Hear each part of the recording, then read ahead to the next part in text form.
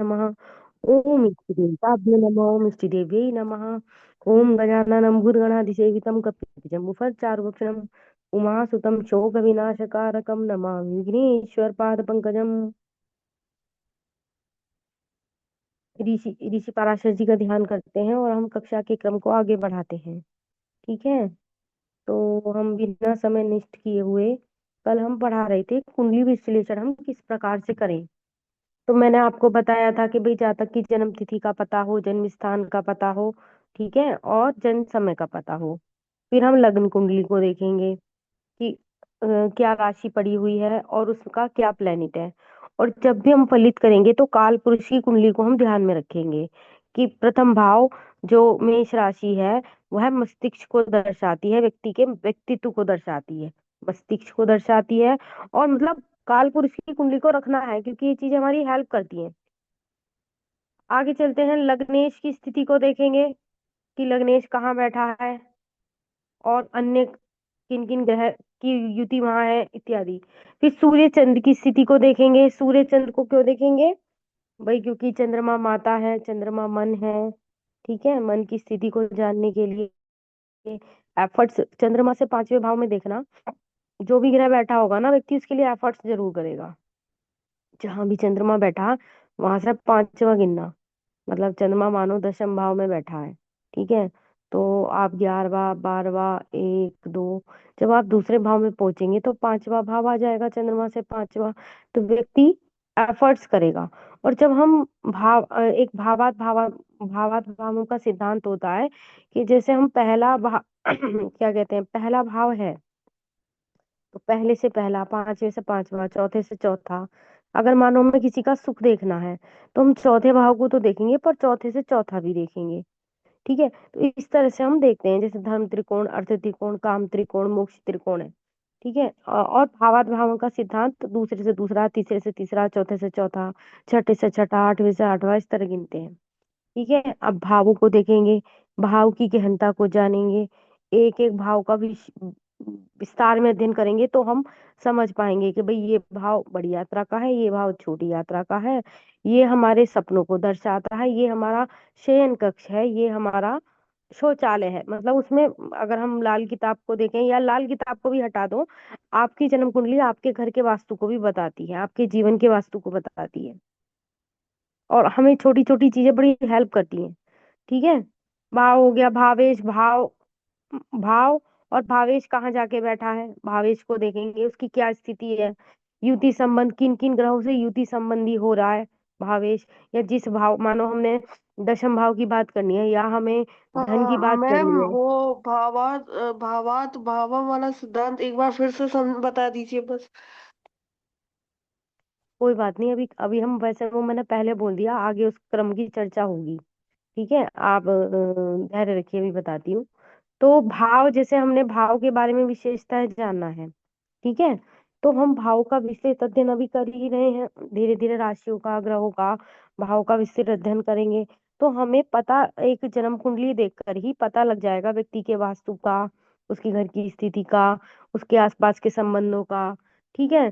फिर हम ग्रह युति संबंधों को देखेंगे। मानो कोई, हम धन की बात कर रहे हैं, किसी के धन की स्थिति को देखना है, हम उसके दूसरे भाव पर दृष्टि डालेंगे। धन से प्राप्त होने वाले लाभों को या किसी भी कार्य से प्राप्त होने वाले लाभों के लिए 11वें भाव को देखेंगे। जैसे हमने पूर्व में भी चर्चा की थी कि धनेश 11वें में जाके बैठ जाए, मतलब लाभेश में बैठ जाए, लाभेश धनेश में बैठ जाए, यानी दूसरे भाव का और 11वें भाव के प्लेनेट का एक्सचेंज हो जाए, तो वह लाभ की स्थिति को दर्शाता है कि प्राप्त हुए धन का लाभ भी होगा। ऐसा नहीं है, उसको आप भोग भी सकते हैं, आप उसका सदुपयोग कर सकते हैं, आपको जीवन में लाभान्वित करेगा। ठीक है। तो ये हमने भावेश की स्थिति को देखा है कि भाव का जो स्वामी है वो कहाँ जाके बैठा है। युति संबंध हो गए, अन्य किन किन प्लैनेट से। मानो शनि और शुक्र का युति बन रही है, वह अच्छा योग है। मानो मान के चलो कि मंगल की बृहस्पति के साथ बन रही है तो भी एक अच्छा योग है, या चंद्रमा की बृहस्पति के साथ बन रही है तो भी है एक अच्छा योग है कि लक्ष्मी योग बन रहा है, धन लक्ष्मी योग होगा। ठीक है। तो इस प्रकार से हम युति संबंधों को देखते हैं। उसमें कुछ अच्छे युति संबंध होते हैं, कुछ बुरे युति संबंध होते हैं। भावस्थ, भाव में अन्य कौन कौन स्थित है। कारक, कारक कुंडली का ध्यान रखेंगे कि मानो हम जैसे शनि की चर्चा कर रहे हैं, तो शनि की ग्रह दशा You वो sorry. are free to ask any question.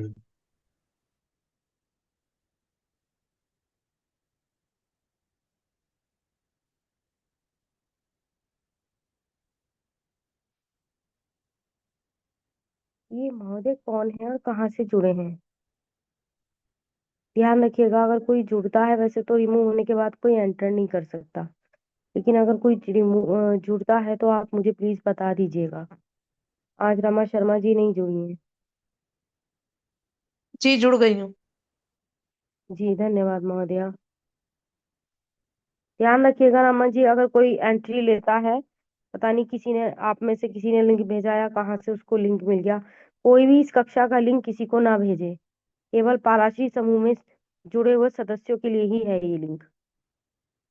आगे बढ़ते हैं।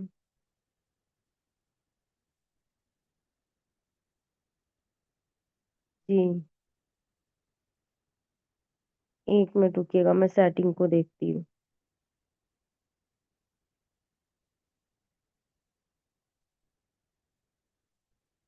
जी आगे बढ़ते हैं। युति संबंध हो गए, भावस्थ हो गए, कारक कारक का ध्यान रखेंगे, क्योंकि जो ये विंशोत्तरी दशाएं हैं, जो हमारा जिस भाव को चलाने वाला डिपार्टमेंट है जिसके हाथ में है, जैसे कि दशम भाव को चलाने वाले तीन चार प्लेनेट है भाई, सूर्य भी चला रहा है, ठीक है, बुध भी चला रहा है, बृहस्पति भी चला रहा है। तो जब इनकी दशाएं आएंगी और इनकी शुभ ग्रहों के साथ युति संबंध या जुड़ाव होगा, तो दशम भाव से संबंधित फल प्राप्त होंगे। ठीक है, जब हम इन क्षोत्री दशाओं को देखते हैं, तो हम कारक कुंडली का भी ध्यान में रखें कि जो जिस भाव को, मानो बृहस्पति कारक है, कई सारे ग्रहों का कारक है, तो जब बृहस्पति की दशा चलेगी या प्रत्यंतर में, क्योंकि बहुत सारे ग्रह जो महादशा में, शुक्र अपनी महादशा में फल देता है, लेकिन अन्य ग्रह अपनी अंतर और प्रत्यंतर दशा में फल देते हैं। ठीक है, और शुभ है तो शुभ फल देंगे, अशुभ है तो अशुभ फल देंगे। ठीक है, अभी इसको हम अभी कुंडली पर चर्चा करके बाद में जब एक्सप्लेन करेंगे ना कुंडली पर चर्चा करके, तो आपको ये चीजें समझ में आ जाएंगी। फिर उसके बाद हम क्या देखेंगे, कारक को देखा, दृष्टि संबंध किस किस की दृष्टि। अच्छा, कोई ग्रह बैठा है वो इतना प्रभाव नहीं देता, लेकिन दृष्टि जरूर बहुत प्रभाव डालती है। ठीक है ना? क्यों? क्योंकि दृष्टि का सीधा संबंध बनता है, जैसे हर ग्रह की सातवीं दृष्टि तो है ही, अब कुछ कुछ ग्रह की विशेष दृष्टियां कही गई हैं, जैसे गुरु की पांचवी, नवी और सातवीं है। ठीक है, ऐसी शनि की है तीसरी और 10वीं दृष्टि। ठीक है, सातवीं तो सभी की है, मंगल की है चौथी और 8वीं दृष्टि। तो इस प्रकार से चौथी चौथी दृष्टि विध्वंस करेगी। अभी कल कुछ दिन पहले कुंडली पर चर्चा हो रही थी, मतलब कल की कुंडली नहीं, उससे पहले जिस पर चर्चा हुई थी, तो उसमें 11वें भाव में, नहीं नहीं, कौन से भाव में मंगल बैठा था, एक दो तीन चार, हाँ, पंचम भाव में मंगल बैठा था, और उसकी दृष्टि 12वें घर पर जा रही थी, चौथी दृष्टि। कहने को 12वें घर में केतु भी था, कहने को 12वें घर में मंगल भी था, और लेकिन उसकी मंगल क्योंकि पंचम भाव उसमें था, नवम भाव में, तो उसकी चौथी दृष्टि 12वें में जा रही थी, तो वहां यानी वो इस स्थिति को संभाल लेगी, कंट्रोल कर लेगी, क्योंकि चौथी दृष्टि सहयोगात्मक है, हेल्पफुल है। ठीक है, तो हम इस तरह से देखेंगे, हालांकि अन्य ग्रहों की युति कैसी बन रही है, अशुभता दिखा रही है, लेकिन कहीं से हेल्प मिल रही है, क्योंकि दृष्टि का कमाल है। और कभी भी ग्रह बैठे रहते हैं, वो उतना चाहे प्रभावशाली रहे ना रहे, वो डिपेंड करता है उनकी डिग्री पर, लेकिन दृष्टि बहुत अधिक प्रभाव करती है। ठीक है, ये ध्यान रखिएगा। ज्यादातर जो ये बनता है ना, कहते हैं उसको, गुरु चांडाल दोष, ये दृष्टि का प्रभाव से बनता है। या सहयोग, जैसे किसी का एक्सीडेंट हो गया या कोई गिर गया, अचानक उसको हेल्प मिल गई, अगर अकेला होता तो संकट में फंस जाता। मानो कई बार लोग घर में अकेले होते हैं, छत पर से ही गिर गया कोई अंदर, लेकिन अचानक किसी ने छत पे से देख लिया और उसने कुंडी खोली पड़ोसी ने, वो उसको हॉस्पिटलाइज लेगी, तो मंगल की चौथी दृष्टि का काम है। क्या यानी, ऐसी स्थिति में जहां कोई उपस्थित भी नहीं था, उसको एक दैवीय कृपा से सहायता प्राप्त हो गई और वह बच गया। ये मंगल की चौथी दृष्टि का काम है। तो इस प्रकार से दृष्टियों का विशेष महत्व है। भावात भावों का सिद्धांत ये था कि पहले भाव की अगर चर्चा हो रही है तो पहले से पहला जरूर देखेंगे। ठीक है, छठे की चर्चा हो रही है तो छठे से छठा, सातवें से सात। मानो अब हम सुख देख रहे हैं किसी का, तो हम चौथे घर को भी देखेंगे, चौथे से चौथा भी देखेंगे। मानो हम संतान के बारे में देख रहे हैं तो हम पंचम को देखेंगे। पर हमारा वंश चलेगा कि नहीं, केवल हमारा वंश केवल हमारी संतान से थोड़ी ना चलना है, उसके आगे की वंश परंपरा आगे बढ़ेगी कि नहीं। तो पंचम से पंचम देखेंगे, यानी पंचम से पंचम यानी नवा भाव, संतान की संतान का भाव। ऐसे ही संतान की संतान यानी हम दादी परदादी परनानी बनेंगे कि नहीं, तो संतान से फिर पांचवा गिन लो। इस तरह से हम भावात भावम का सिद्धांत काम करता है। वर्गोत्तम जो लगन कुंडली में जो है जिस उस राशि पे बैठा है, वही नवमांश कुंडली में उसी राशि पे बैठा है, तो वह वर्गोत्तम ग्रह कहलाता है, वो अपना प्रभाव छोड़ता है। शुभ नवमांश, अब किसी की विवाह की स्थिति है, हम नवमांश को देखते हैं, लेकिन मतलब लगन को तो जो हमने देखा देखा। अब जैसे मंगली की बात हो रही है तो मंगली हम लगन से ही देखेंगे। ठीक है, लेकिन जब हम विवाह का विचार करें, अब साउथ में क्या होता है, दूसरे भाव से भी मंगली देखते हैं, चौथे में भी मंगल को देखते हैं, वो उनका है। लेकिन हम तो क्या देखेंगे, हम तो जो हमारा ये उत्तर भारतीय और पराशरी सिद्धांत है उसी को फॉलो करेंगे। हाँ, मान्यता के ऊपर सब कुछ है भाई, आप किसी चीज को मानते हैं, लेकिन क्षेत्रीय प्रभाव भी होता है। जैसे मैं हमेशा कहती हूँ कि दिवाली जो जब मना रहा है मनाओ, लेकिन अगर आपके मेरठ में दिवाली 20 तारीख की मन रही है, ज्यादातर लोग 20 की मना रहे हैं, तो आप 20 की ही दीपावली मनाइए। क्यों? क्योंकि बाकी घर के लोग, घरों में लक्ष्मी आएगी, आपको आपके घर पे आप अगले दिन दिवाली मनाएंगे, तो ऐसा तो नहीं हो सकता ना। तो जो क्षेत्रीय पंचांग है उसको फॉलो करें। ठीक है, तो अब नवमास की स्थिति कैसे करते हैं, मतलब जो हमारा क्षेत्रीय पंचांग कहता है या क्षेत्रीय प्रभाव कहता है। हालांकि अब जो देश काल परिस्थिति का हमें ध्यान रखना है, क्योंकि राहु का प्रभाव रहता है समाज में, तो हम क्या करें, राहु काल को अवश्य देखें। ठीक है, अब बेशक साउथ में फॉलो होता है, पर आप भी देखें। क्यों? क्योंकि राहु का समाज में प्रभाव बढ़ता हुआ जा रहा है, तो हमको देखना चाहिए देश काल परिस्थिति का, और आधुनिकता को भी ग्रहण करना चाहिए। ठीक है, बेशक हम पराशरी सिद्धांत को फॉलो कर रहे हैं। आप जैसे कहते हैं जी काल सर्प दोष तो शास्त्रों में नहीं लिखा, नहीं लिखा, ठीक है, लेकिन क्या है कि बहुत सारी ऐसी चीजें हैं जो शास्त्रों में नहीं लिखी, लेकिन हमेशा उसमें इन्वेंशन तो होते रहते हैं ना। तो अगर देश काल परिस्थिति के अनुसार वो जरूरी है तो उसे ग्रहण करते चलें। अब आ गई नवमांश की बात। नवमांश में मानो हम सप्तम भाव को लगन में बिगड़ा हुआ देख रहे हैं। अब व्यक्ति कह रहा है जी मैं तो शादी नहीं करूंगा, मेरा तो डाइवोर्स होने वाला, पहले ही बता दिया पंडित जी ने। तो आप उन प्लैनेट्स की स्थिति को आप नवमांश में भी देख लीजिए। हर जो लगन कुंडली के हर भाव का एक नवमांश होता है, जिससे षोडशवर कुंडलियां बनती हैं। ठीक है, लेकिन फिलहाल विवाह के लिए जो नवमांश D9 चार्ट देखा जाता है, उसमें अपने विवाह की और प्लैनेट की स्थिति देख लीजिए कि सप्तम भाव का स्वामी जो है वो तुम्हारे जो नवमांश के भाव में कहीं 6 8 12 में तो नहीं चला गया, या उस पे कोई कुदृष्टि तो नहीं पड़ रही, या कहीं वो कोई और प्रकार का कुयोग तो नहीं बन रहा, जैसे बेधव्य योग है इत्यादि इत्यादि, बहुत प्रकार के कुयोग होते हैं। तो इस तरह के योग तो नहीं बन रहे, तो एक्चुअल स्थिति हमें विवाह से रिलेटेड नवमांश में पता चलेगी। तो नवमांश की जब हम गहराई में जाएंगे, क्योंकि जो बेसिक स्तर के टीचर वो है एस्ट्रोलॉजर हैं, वो क्या करेंगे, सिर्फ लगन को देखा, विंशोत्तरी दशाएं देखी, बस बता दिया। क्योंकि वो तो टाइम के हिसाब से पैसे ले रहे हैं, 5 मिनट दिखाया 500 रुपये फीस, 7 मिनट दिखाया और 200 रुपये फालतू फीस, आपने 10 मिनट खराब करे 1100 रुपये फीस, उनका तो ये टारगेट चल रहा है। ठीक है, लेकिन जो विद्वान ज्योतिष है जो फीस लेगा वो डीप में भी जाएगा। ठीक है, तो डीप में देखने के लिए ये सारी चीजें हम अगर जब हम किसी को सटीक चीज बतानी हो तो हमें इन सब चीजों का ध्यान रखना होगा, तभी हम सही फल कथन की ओर चलेंगे। आगे चलते हैं जी। अच्छा, शुभ नवमांश में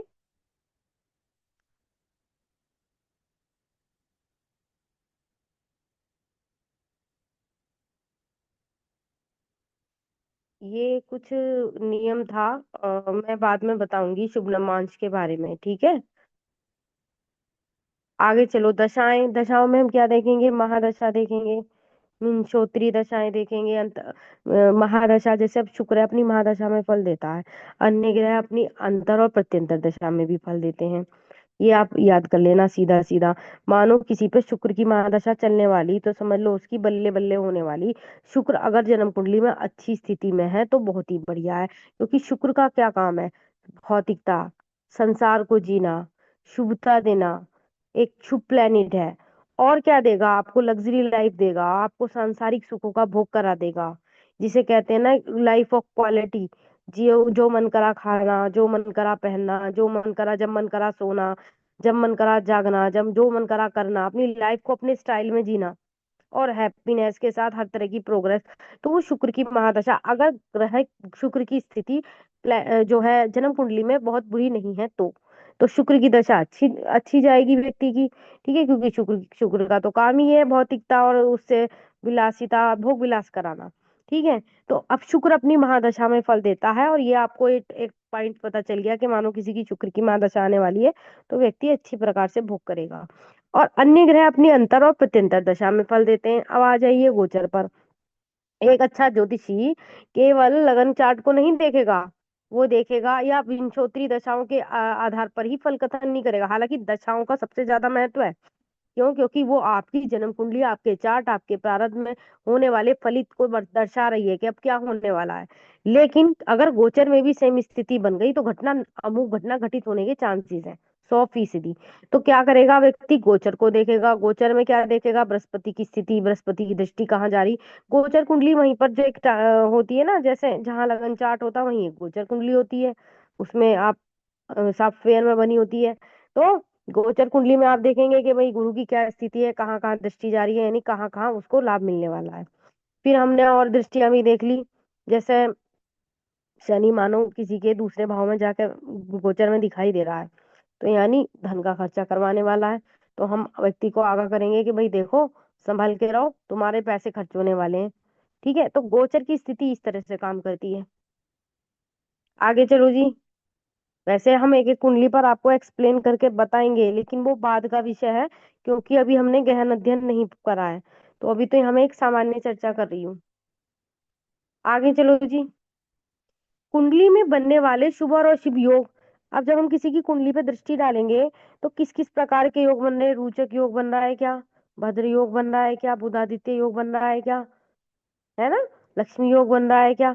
इस तरह के योगों पे प्रकाश डालेंगे। लग्न पर विशेष डालेंगे कि लग्न कितना बली है, क्या जो सुख वैभव उसकी कुंडली में दिख रहा है वह भोग पाएगा कि नहीं। तो ये बहुत सारी चीजें होती हैं देखने की। एक अच्छा एस्ट्रोलॉजर तभी सटीक फल कथन की ओर जाएगा। अगर उसे कोई दिख रहा है कि भाई नीच भंग राज वो बन रहा है, तो अब आप देख रहे हैं कि नीच तो भंग हो गया, क्योंकि एक उच्च का प्लेनेट उसी स्थान पर बैठा है, तो नीच भंग हो गया, यानी प्लेनेट अपना फल देगा। अब जब प्लेनेट अपना फल देगा तो उसका अशुभता कम हो गई उस भाव की। तो इस प्रकार से हम समझेंगे। आगे चलते हैं। अब इन सब चीजों को देखने के बाद उसके शुभ अशुभ योगों को देखेंगे। अशुभ योग के बारे में बस उसे हल्की सी जानकारी देंगे जातक को कि देखो भाई, शनि की जो है तीसरी दृष्टि जिस भाव पर जा रही है, मानो किसी की शनि की गोचर में भी आप देख रहे हैं तीसरी दृष्टि सप्तम पे जा रही, तो भाई पति की हेल्थ का ध्यान रखना है, जिस भी भाव पे जा रही तो भाई उसकी हेल्थ का ध्यान रखना। फिर जहां वो बैठा है, हालांकि शनि जहां बैठता है ना वहां वृद्धि करता है और इसकी दृष्टियां नुकसान थोड़ा पहुंचा देती हैं। लेकिन अगर धन भाव में शनि बैठा है तो आप ये कह सकते हैं कि भाई धन के प्रति सावधान रहो। ठीक है, और कर्म का ध्यान रखना भाई। कर्म बिल्कुल गलती से भी गलत ना करना। जैसे अभी कल परसों हम चर्चा कर रहे थे ना कि अंतस अपना शुद्ध होना चाहिए, हम फेयर होने चाहिए दूसरे के प्रति। अगर हमारा बाहर कुछ भाव है और अंदर कुछ भाव है तो शनि बहुत कैडा दंड देने वाले हैं, उनका काम है दंड देना। निष्कर्ष के आधार पर अब हमने ये सब चीजें पढ़ ली, तो अब हम निष्कर्ष के आधार पर व्यक्ति को उसकी शुभता के बारे में बताएंगे और अशुभता को एक सामान्य भाषा में बताएंगे कि भाई देखो ऐसा है ऐसा। ठीक है, और उसके बाद हम क्या करेंगे, उसको सटीक उपाय बताएंगे। अच्छा, उपाय भी बहुत महंगे महंगे नहीं बताने चाहिए भाई, एक की सामर्थ्य है एक की नहीं। एक उदाहरण समझो, मैंने फ्री ज्योतिष वो चलाया, ठीक है। फिर उसके बाद मैंने कहा भाई 500 पर मंथ दे दीजिए, और या आप कुंडली दिखा रहे हैं जो आपकी इच्छा है आप दे दीजिए। लेकिन अगर मैंने जिसकी कुंडली देखी मैं उसकी शॉप पर जाऊं और मैं कहूं भाई ये इलेक्ट्रिसिटी का सामान दे दीजिए, तो वो क्या मुझसे ये थोड़ा ना कहेगा कि जी जो आपकी इच्छा हो दे दीजिए। क्यों? क्योंकि वो तो बिजनेस कर रहा है। ठीक है ना? अब मैं भी अगर कुंडली देखने का काम कर रही हूँ तो मैं क्या करूंगी भाई, मैं तो अभी धर्म से साध रही हूँ, मैंने कहा जो आपकी इच्छा हो दे दीजिए। लेकिन लोग फायदा उठाते हैं फिर, लेकिन ये हमेशा तो नहीं चलेगा। ठीक है ना? तो क्या है, उपाय भी किसी को, अब कोई व्यक्ति ऐसा आ गया कि भाई उसकी तो सामर्थ्य नहीं है 2 रुपए देने की भी। मेरे पास आते हैं ऐसे लोग बहुत सारे कि मेरे पास पैसे नहीं है, मेरे पास 5 रुपए भी नहीं है, मेरे को काम नहीं मिल रहा है, मेरी आर्थिक स्थिति जीरो है, मैं उधार मांग के काम चला। अब ऐसे से हम क्या पैसे लेंगे भाई? वो तो खुद ही बेचारा इतना दुखी है। तो वो देश काल परिस्थिति व्यक्ति को देख करके ही ज्योतिष को कार्य करना चाहिए। एक शिक्षक, जो डॉक्टर है उसका धर्म है पेशेंट की रक्षा करना, उसको बचाना। तो जिस कार्य से आप जुड़े हैं, जब मानो आप शिक्षक हैं, तो आपका कार्य है ज्ञान बांटना।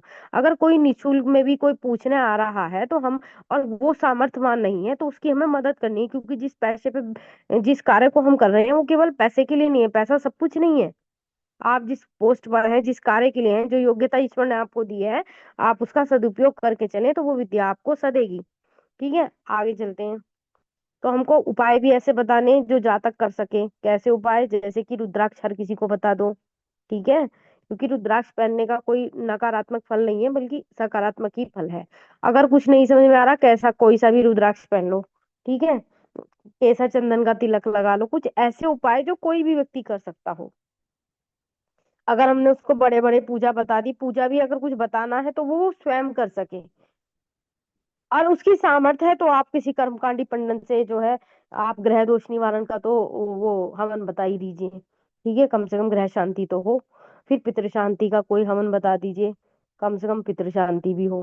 ठीक है, फिर इस तरह के ऐसे छुटपुट छुटपुट है कि भाई महीने में एक दिन तुम अपने घर में खुद ही हवन कर लो। ठीक है, उसको कुछ हवन की क्रियाएं बता, मतलब ऐसे उपाय बताने जो जातक कर सकता हो, उसकी सामर्थ्य में हो। ऐसे उपाय ना बताए जाएं कि वो कर भी ना सकता हो और उसके पास धन भी ना हो।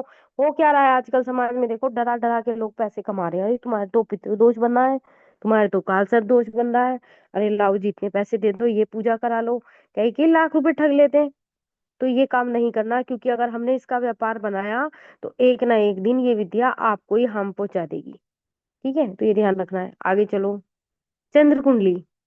चंद्र कुंडली से व्यक्ति की मन की स्थिति का पता चलता है। मानो किसी के चंद्रमा द्वितीय भाव में बैठा है, तो समझ लो वह व्यक्ति धन के बारे में सोचता रहता होगा। ठीक है, या जिस भी भाव में बैठा है। अच्छा, कल जो हमने कुंडली देखी थी हनी जी की, कर्क लगन की कुंडली थी। वैसे कर्क लगन की कुंडली बहुत अधिक स्ट्रांग नहीं मानी जाती, लेकिन चंद्रमा पराक्रम भाव में बैठना 2 फायदे कर रहा था। मतलब एक फायदा तो यही कि भाई जीवन की अंतिम स्थिति में व्यक्ति का चंद्रमा, क्योंकि वो लग्नेश भी है और चंद्रमा है तो पराक्रम भाव में चला गया, तो वो उनको एक स्थिति में ऐसी बना देगा कि वो अपने मन को जीत लेंगी। हालांकि इनकी लड़ाई चल रही है अभी अपने मन से, वो अपने आप से ही लड़ रही है, अपने मन से लड़ रही है, कोशिश कर रही है कि तू ये कर, तू ये कर, तू ये कर, पर कर नहीं पा रही। करना पड़ेगा, कर्म करना पड़ेगा। शनि कहते हैं कर्म करो। अब शनि की वो दशा चल रही है तो कह रहे हैं कर्म करो तो फल मिलेगा, और कर्म आपको करना है। अब कर्म कैसे करें भैया? अब सारी व्यवस्था बनानी पड़ेगी, कोशिश करनी पड़ेगी, तभी कर्म के बिना तो कुछ भी नहीं है। तो क्या है, लेकिन कुछ हर ग्रह अपना अच्छा और बुरा दोनों फल देता है। जैसे मंगल बेशक मार्केश हो, लेकिन जब उसकी दशा अंतरदशा जाएगी तो वो कुछ अच्छा फल भी देगा। ठीक है, बुरा भी देगा। ठीक है भाई, मानो मार्केश है आपके अशुभ प्लैनेट्स के साथ बैठा है, लेकिन हर ग्रह अपना प्रभाव देता है। अब यहाँ चंद्रमा का फिर पराक्रम भाव में बैठना, ये ऐसे व्यक्ति की खुद के मन से लड़ाई चल रही है, अपने आप से लड़ाई चल रही है। ठीक है, वो अपने आप से लड़ रहा है कि तू ये कर, तू ये कर, तू ये कर, लेकिन कर नहीं पा रहा है। जो नॉलेज है वो स्किल बाहर नहीं आ रही है, वो बोल नहीं पा रहा है। नॉलेज बहुत है, आध्यात्मिक नॉलेज भी वो गेन कर पा रहा है, लेकिन उतना वो प्रेजेंट नहीं कर पा रहा। वो चीजों को देख रहा है, ऑब्जर्व कर रहा है, समझ रहा है। क्यों? क्योंकि केतु बैठा है 12वें घर में, वो उनको आध्यात्मिकता की उच्च पराकाष्ठा देगा। लोग मुझसे कहते हैं कि जी मुझे ज्योतिष समझ में नहीं आ रहा। क्यों नहीं आ रहा समझ में? क्योंकि ये विद्या हर किसी के लिए नहीं है। ये ब्रह्म विद्या है। ब्रह्म विद्या इतनी आसानी से मिल जाएगी? कोई पूछे? इसके लिए तो बड़ा त्याग करना पड़ेगा, बड़े कष्ट सहने पड़ेंगे, बड़ी तपस्या करनी पड़ेगी, तब ये आपको हासिल होगी। ये तो बहुत जन्मांतर की यात्रा है, ये थोड़ी देर में समझ में आने वाली नहीं है। जो लोग ऊपर ऊपर से करियर का वो जो आजकल के वो बैठे हैं ना पंडित लोग, ऊपर ऊपर से बताया 2 4 बात ऊपरी ऊपरी, तो वो, लेकिन वो वास्तविक ज्ञान नहीं है। आपको गहराई से जड़ से अगर चलना है, जैसे कहते हैं ना ये पौधा कैसे हुआ, तो उस पौधे को बोना सीखना पड़ेगा, तब आपको पता चलेगा एक्चुअल में पौधा कैसे हुआ।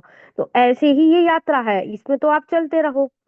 अगर आपको सीखना है, आपके पैशन है इसके प्रति, तभी आप उसको पाएंगे। तो हमने चंद्र कुंडली से मन की स्थिति को जान लिया। कितना आसान था। ठीक है। सूर्य कुंडली इसमें एक सूर्य कुंडली भी होती है, जब आप सॉफ्टवेयर देखेंगे तो जैसे लग्न कुंडली ऐसी, चंद्र कुंडली ऐसी, सूर्य कुंडली।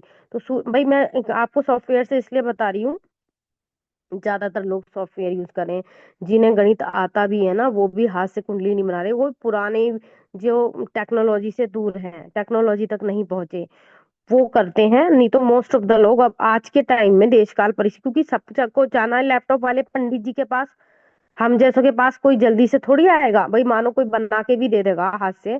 तो नई जो पीढ़ी है वो उस पे इतना, उसके पास इतना पेशेंस नहीं है कि वो दे जाएगी कुंडली और कहेगी जी मैं 1 महीने बाद ले जाऊं। नई पीढ़ी को तो अभी चाहिए। ठीक है, तो वो सॉफ्टवेयर यूज करना बुरी बात नहीं है, हमें तकनीकी से जुड़ना है, हाँ सीख लीजिएगा। तो इसलिए मैं सॉफ्टवेयर के आधार पर इसलिए बता रही हूँ कि भाई वहीं से अभी आप सीखें, जब मुझे, मैं भी सीख रही हूँ कुंडली बनाना, मैंने सीखा भी था पर थोड़ा गणित मेरा कमजोर है, लेकिन मैं धीरे धीरे उसको जब सीखती जाऊंगी तो मैं आपको भी बताती रहूंगी, तो आप भी सीख लीजिएगा। अब मैं आपको ये बता रही थी कि सॉफ्टवेयर में जैसे चंद्र कुंडली होती है, लग्न कुंडली होती है, जैसे सूर्य कुंडली, दैनिक जीवन कैसा चल रहा है व्यक्ति का, वो हम सूर्य कुंडली से देखेंगे। गोचर में क्या, गोचर मैंने आपको बता दिया, अगर ग्रह दशाएं भी वैसी चल रही हैं, गोचर में भी स्थिति वो वैसी चल रही है, तो वो घटना, अमुक घटना घटित होने के चांस होंगे। जैसे कि राम के भाग्य में वनवास काल लिखा था, तत्काल विवाह उपरांत, ठीक गोचर में भी स्थितियां बनी और ये समझ लो फिर वनवास हो गया। तो अमुक घटना के होने के, अचानक से होने के, मतलब उस समय होने के पूरे चांस हो जाते हैं। ठीक है, सूर्य कुंडली को हमने देख लिया। दैनिक जीवन की स्थिति के बारे में जानने के लिए चलित कुंडली। अब आपने देखा होगा कोई कोई कुंडली ऐसी होती है, 4 ग्रह एक जगह बैठे हैं, अब आप समझ नहीं पा रहे मैं क्या फल कथन करूं, 4 बड़ी रहस्यमयी कुंडली है, मैं कैसे करूं। तो आप क्या करेंगे, उसकी एक्चुअल पोजीशन को जानने के लिए, क्यों, क्योंकि तो हम चलिए चार्ट को देखेंगे। चलिए चार्ट में वो प्लेनेट आपको मानो कोई ग्रह अष्टम में बैठा है, अष्टम में केतु बैठा किसी के, आप कहेंगे अरे भाई अष्टम में केतु, या और बहुत सारे ग्रह बैठ गए, या सामने से भी बहुत सारे दृष्टि संबंध आ रहे हैं, तो आप क्या करेंगे, चलिए चार्ट पर देखेंगे, क्योंकि आप एक्चुअल निर्णय पे नहीं पहुंच पा रहे हैं। आपको दृष्टि, भाई अपनी दृष्टि से देखने के लिए या तो आपके पास दृष्टि हो तो आपको लगन से बहुत कुछ दिख जाएगा, अगर आपके पास दृष्टि नहीं है, अभी आप पढ़ने के ही क्रम में चल रहे हैं, आपने स्वयं को नहीं साधा, तो आपको क्या जरूरत पड़ेगी, ये सारे चार्ट देखने की जरूरत पड़ेगी, तभी आप सटीक फल कथन कर पाएंगे। तो आप क्या करेंगे, चलिए चार्ट पर चलेंगे। चलिए चार्ट में आपने देखा, मतलब लगन में देखा अष्टम में केतु है, अन्य ग्रहों के साथ फंसा हुआ है, या बहुत सारे दृष्टि संबंध बन रहे हैं, क्या फल कथन करूं समझ में नहीं आ रहा, बहुत रहस्यमयी कुंडली है। तो हम चले गए, चलिए चार्ट पर, चलिए चार्ट पे हमने देखा अष्टम का केतु नवम में चला गया, यानी यह व्यक्ति धर्म भाव से कार्य करेगा, धर्म धर्म करेगा, तो इसका अष्टम को ये जीत लेगा, त्रिक भाव को जीत लेगा, धर्म बल को बढ़ा लेगा, तो अष्टम इसका संतुलन में रहेगा। तो हम उस केतु की एक्चुअल पोजीशन पे पहुंच गए। नहीं तो केतु को तो देखते ही लोग पता नहीं क्या क्या कहने लगते हैं, अरे सर्जरी होगी, अरे ये होने वाला है, अरे फलाना होगा ढमकाना होगा, दुनिया भर की बातें आपको बता देंगे। फिर आप कहेंगे जी हम तो इतने सारे ज्योतिष, हमें तो ज्योतिष पर से विश्वास ही उठ गया, एक पंडित के पास गई उसने ये कहा, दूसरे के पास गई उसने ये कहा। तो हम चीजों को कैसे समझें वो मैं आपको यहाँ बता रही हूँ। जहाँ संधि में फंसे हुए ग्रह हैं तो हम उसको चलित कुंडली के आधार पर उसकी एक्चुअल पोजीशन को जान सकते हैं, क्योंकि लगन जो है व्यक्ति के जातक के जन्म पर आधारित है। जन्म के समय जो इष्टकाल था, जो भी प्लेनेट की स्थिति थी एक्चुअल में यूनिवर्स में, वो दर्शाता है, लेकिन वो आखिर फल कैसा देने वाले हैं वो हम चलित में जा करके देख सकते हैं, अगर हमें लगन से नहीं दिख रहा तो। आगे चलो जी।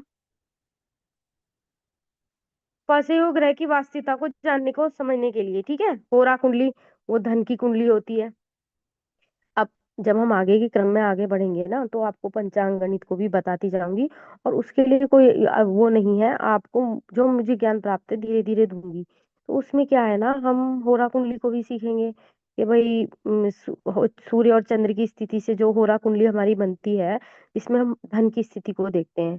ठीक है, वो हर, जैसे गोचर की भी एक अलग स्टडी होती है, और होरा कुंडली को भी पढ़ने की अलग स्टडी होती है, षोडश वर्ग को पढ़ने की अलग स्टडी होती है, नवमांश को पढ़ने की अलग स्टडी होती है। तो अलग अलग स्टडीज पर हम धीरे धीरे आगे बढ़ेंगे जब हम और गहनता में, अभी हमने केवल बेसिक पढ़ा, अब हम पढ़ रहे हैं पाराशरी के कुछ ऋषि सूत्रों को। जैसे मैंने कहा कि त्रिकोण के ग्रह, नहीं त्रिकोण, त्रिकोणेश, यानी त्रिकोण में पहले में, पांचवें में, नौवें में जो राशि बैठी होगी वह सदैव शुभ, जो जो उसका स्वामी होगा त्रिकोणेश सदैव शुभ करेंगे। ये लघु पाराशरी का सूत्र है। तो वो शुभ ही करेंगे, बेशक उसकी एक राशि 6 8 12 में बैठी हो। जैसे कल हम हनी जी की कुंडली देख रहे थे, तो उसमें क्या था, नवम भाव का जो स्वामी बृहस्पति मीन राशि का, वो जाकर बैठ गया छठे घर में। छठे घर में बृहस्पति का बैठना, वो त्रिकोण का स्वामी है और त्रिकोणेश। अब वैसे हम ये कह देते हैं कि भाई देखो 6 8 12 में जिस भाव के ग्रह जाए उस भाव का नाश करते हैं, या 6 8 12 के जो भाव है, मतलब जो वो है राशि है, वो जहाँ जाएंगे उसका नाश करेंगे, या अन्य जिस भाव का ग्रह 6 8 12 में बैठ गया वहां उसका नाश कर देगा। लेकिन आप ये देखिए, जब पहले एक ऋषि ने सूत्र दे दिया त्रिकोण सदैव शुभ करेंगे, यानी त्रिकोण के जो अधिपति हैं, जो राशियां वहां बैठी हैं, उनके जो स्वामी हैं वो सदैव शुभ करेंगे, एक वाक्य है, आपने याद कर लिया। अब आप क्या करेंगे, आपने देखा मीन राशि का स्वामी बृहस्पति, अरे वो तो छठे घर में चला गया। एक तो पितृदोष बन गया छठे घर में गुरु के बैठने से। दूसरा आप कहेंगे अरे ये तो भाग्य का नाश कर रहा है जी, यहाँ बैठ गया। लेकिन ऐसा नहीं है, उसकी दृष्टि का काम करेगी बृहस्पति की। बृहस्पति की दृष्टि वहां से दशम भाव पे जा रही है, यानी वह व्यक्ति जीवन के अंत काल तक, वृद्धावस्था तक चाहे तो पैसा कमा सकता है। कैसे? ज्ञान के बल पर। दूसरी दृष्टि उसकी जा रही है दूसरे भाव पर। एक दृष्टि जा रही है ना, कौन सी?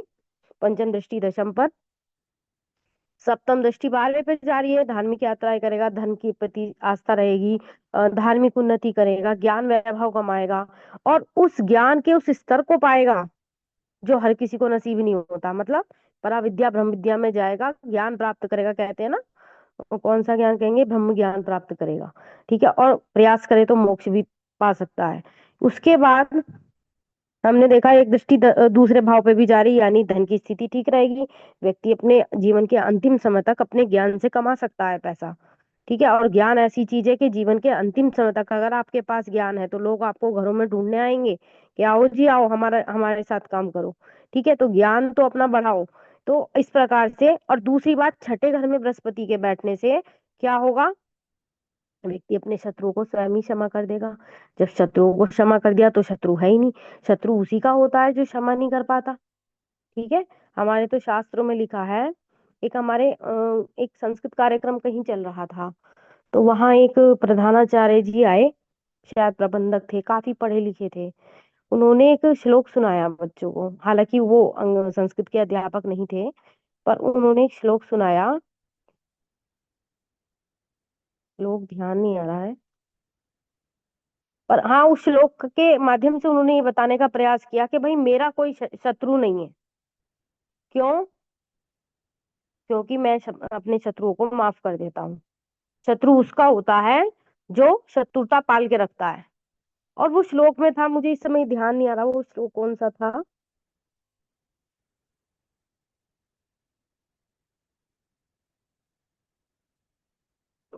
शायद मान के चलो ये वाला तो नहीं था। अष्टादश पुराणेषु व्यासस्य वचनद्वयम्, 18 पुराण लिख दिए व्यास मुनि ने, एक ही बात कही कि परोपकार से बड़ा कोई पुण्य नहीं और परपीड़ा से बड़ा कोई पाप नहीं।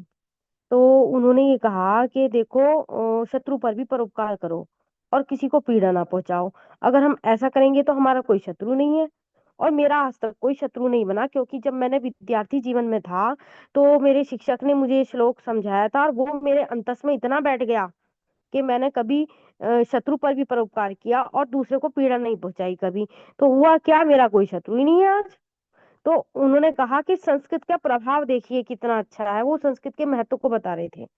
ऐसे ही एक और आए थे, कोई आईएएस अधिकारी करके थे, तो वो कह रहे थे मैंने संस्कृत पिता के देहांत के बाद जो है मुझे निकाल लिया था स्कूल से, और मेरे चाचा ने मुझे गुरुकुल में डाल दिया था।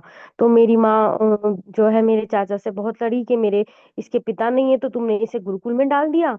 मेरा बच्चा है, मैं मेहनत मजदूरी करके पढ़ाऊंगी, पर मुझे गुरुकुल में नहीं पढ़ाना, मुझे अंग्रेजी शिक्षा देनी है।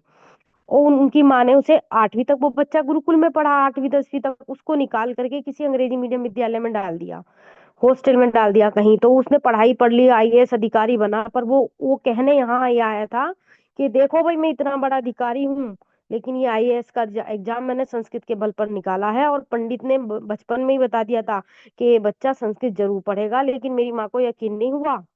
और मेरे चाचा ने पिता के देहांत के बाद मुझे गुरुकुल में डाला था, तो वहां से निकाल लाई, लेकिन वही गुरुकुल की शिक्षा आज मेरे काम आई कि मैं एक बड़ा अधिकारी बन गया। तो पंडित ने झूठ नहीं कहा था।